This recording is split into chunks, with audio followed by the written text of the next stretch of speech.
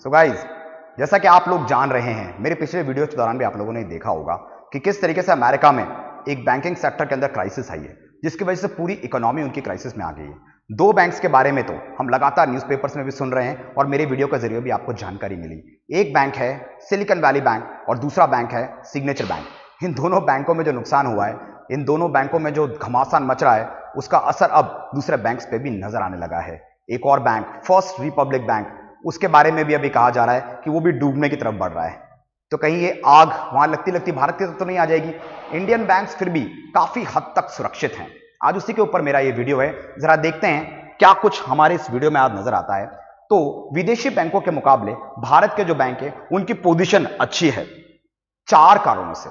मैंने चार कारण जोड़े हैं। चार कारणों से हम ये कह सकते हैं कि जो इंडियन बैंक्स की पोजीशन है, they are far better than the position of the US banks right now in 2003 in March. जब अभी हम बात कर रहे हैं तो यूएस मार्केट के अंदर बैंक्स को लेकर अभी भी इस समय भी काफी सारे बदलाव आ रहे हैं। हर दिन सुबह उठकर जब इकोनॉमिक टाइम्स पढ़ा जाता है, जब द हिंदू पढ़ा जाता है, इंडियन एक्सप्रेस पढ़ा जाता है, तो बैंकों के बारे में, बैंक्स के बारे में भरा पड़ा है अभी न्यूज़पेपर। दुनिया भर में 2007 से लेकर 2009 के रिसेशन की ये दौर याद दिला रहा है।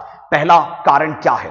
सबसे पहला कारण तो ये कि भारत के अंदर जो बैंक्स में डिपॉजिट होते हैं ना, वो घरेलू डिपॉजिट ज्यादा हैं, वो घरेलू बचत के डिपॉजिट ज्यादा हैं, जो लोग लंबे समय तक डिपॉजिट रखते हैं। मतलब भारतीय लोग बैंकों पे ज्यादा भरोसा करते हैं। यह कारण रहा है कि भारत तक अभी तक वो आग पहुंची नहीं है जो यूएस में लगी हुई है। लेकिन हम ये नहीं कह सकते कि भारत उससे अछूता है, क्योंकि ग्लोबलाइजेशन के इस दौर में हम लोग पूरी दुनिया पे निर्भर हैं और पूरी दुनिया कहीं ना कहीं कुछ कुछ चीजों में भारत पे भी निर्भर है।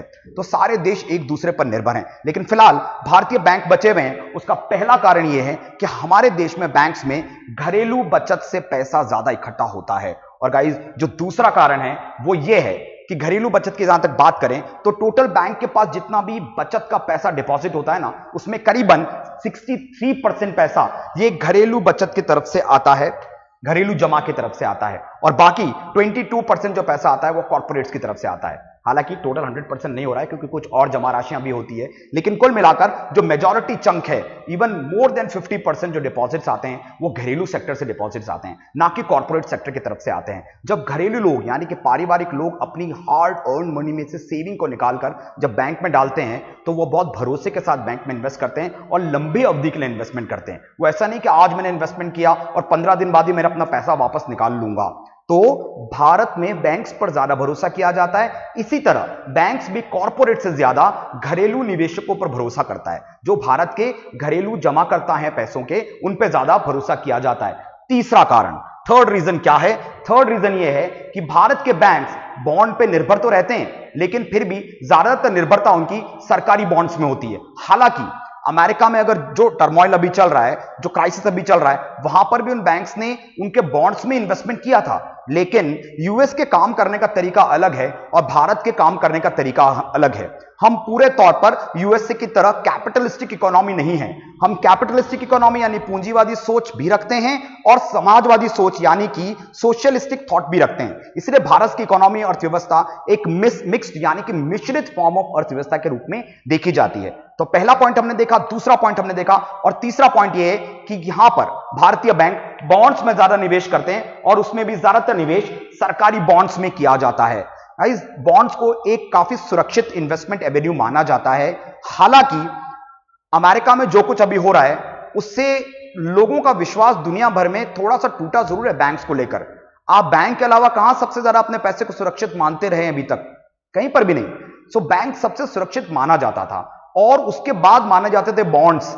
लेकिन ये बैंक और बॉन्ड्स, इनके बीच में ही तो एक गड़बड़ हुई है यूएसए के अंदर, लेकिन भारत फिर भी इससे अछूता है। चौथा और आखिरी कारण जो भारत में है वो ये है कि भले ही शेयर मार्केट भारत के या दुनिया भर के शेयर मार्केट थोड़े थोड़े गिर रहे हैं, लेकिन उसके बावजूद भी इंडियन शेयर मार्केट में जो बैंक्स का हिस्सा है यानी कि जो बैंक्स के शेयर है उसमें अभी इतनी गिरावट नहीं आई है। तो बेशक भले ही दुनिया भर में एक किस्म का बुलिश सेंटिमेंट ना बनकर एक बेयरिश सेंटिमेंट बन रहा है, लेकिन उसके बावजूद भी भारतीय बैंक अभी बचे हुए हैं। जैसा कि आप स्क्रीन पर देख पा रहे हैं, आपको एक भालू नजर आ रहा है। कहने का मतलब यहां पर ये एक सेंटिमेंट को शो करता है। जिस सेंटिमेंट का नाम है बेयरिश सेंटिमेंट।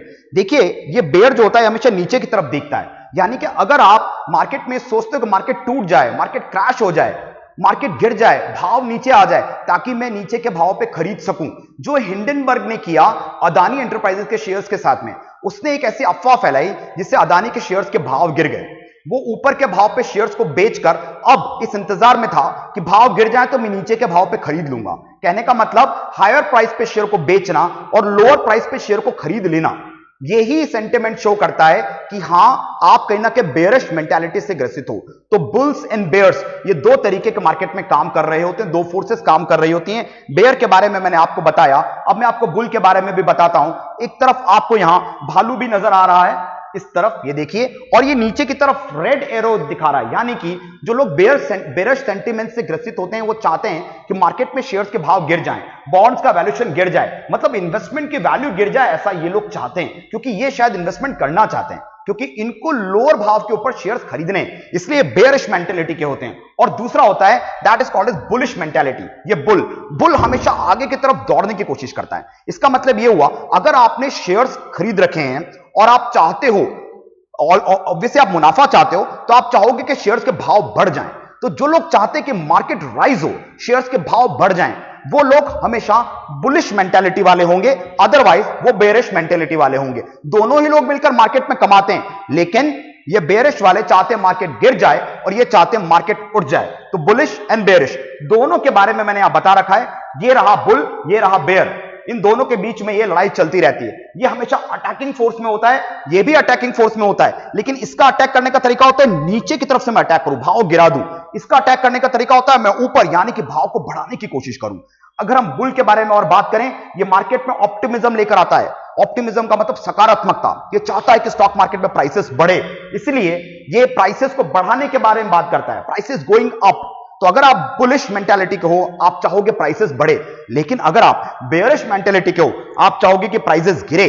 तो जिनको शेयर्स खरीदने होते हैं ना, वो बेयरिश मेंटालिटी रखते हैं, ताकि हमें सस्ते भाव में शेयर्स मिल जाए। तो आप खरीदने वाला व्यक्ति हमेशा ये सोचेगा सस्ते में मिले, जबकि बेचने वाला व्यक्ति हमेशा ये सोचेगा कि भाव बढ़ जाए। सो गाइस, इस तरीके से दुनिया भर के बैंक्स का असर पड़ रहा है दुनिया भर के स्टॉक मार्केट्स के ऊपर, लेकिन फिर भी भारत कहीं ना कहीं अभी फिलहाल तो अछूता है, लेकिन ये आग जो लगी है हो सकता है ये हमारे यहां तक भी पहुंच जाए। इसलिए आप लोग सुरक्षित रहें और इन्वेस्टमेंट करने के पहले 10 बार सोचें। और एक काम और आप कर ही सकते हैं, चैनल को सब्सक्राइब करें, बेल आइकन पर क्लिक करें, ताकि नए नोटिफिकेशन के साथ फिर मैं किसी नई इंफॉर्मेशन के साथ आप लोगों के सामने आ सकूं।